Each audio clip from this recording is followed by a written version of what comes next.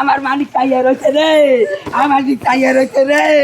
ও বাবা রে, ও বাবা, বাবা রে, আমার কেমনে চুরিয়া গেলি বাবা, বাবা।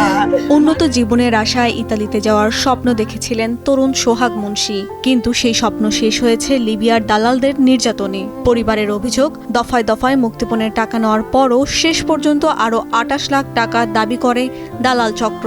সেই টাকা সময় মতো দিতে না পারায় নির্যাতন চালিয়ে তাকে হত্যা করা হয়েছে। ছেলের ছবি বুকে জড়িয়ে আহাজারি করতে করতে মা শাহিনুর বেগম বলেন, 10 মাসে ধাপে ধাপে 60 লাখ টাকা দেওয়া হয়েছে তাদের। বাকি টাকা না পেয়ে মেরে ফেলা হয়েছে ছেলেকে। আমার বাবার কাল দৈর্ঘ্য নিচ্ছে, ওই হাকুর দালাল আছে ফিরুজ, ওই ফিরুজ জান কি দেবে, ওই ফিরুজকে ফোন দিচ্ছে আমারে, কাকি খবর শুনছিল কি বাদান, কাকি সোহাগ এরম দৈর্ঘ্য নিচ্ছে না, আমাদের তো কোনো ফোন টোন হয় নাই, আমি তো কইতে পারিনি বাবা কি কর তুমি, কাকি হওয়া সোহাগ মাফিয়ারা নিয়ে গেছে।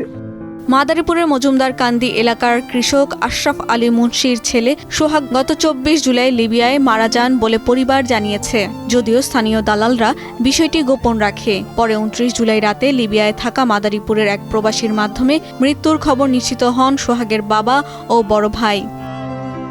পুলিশ, পরিবার ও স্থানীয় সূত্র জানায়, প্রায় 1 বছর আগে উন্নত জীবনের আশায় সোহাগকে বিদেশে পাঠানোর উদ্যোগ নেয় পরিবার। স্থানীয় দালালদের সঙ্গে ইতালিতে পাঠানোর চুক্তি হয়। গত বছরের 23 সেপ্টেম্বর তিনি বাড়ি ছাড়েন। প্রথমে তাকে সৌদি আরব এবং পরে লিবিয়ার বেনগাজিতে নেওয়া হয়।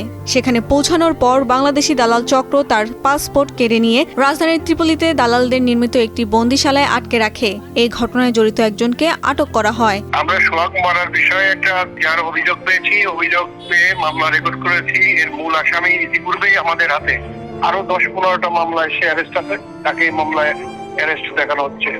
এ বিষয়ে পুলিশ জানায়, পরিবারের পক্ষ থেকে লিখিত অভিযোগ পেলে তদন্ত করে প্রয়োজনীয় আইনগত ব্যবস্থা নেওয়া হবে। এদিকে সোহাগের পরিবারের এখন একটাই দাবি, দালাল চক্রের বিচার এবং ছেলের মরদেহ দ্রুত দেশে ফিরে আনার।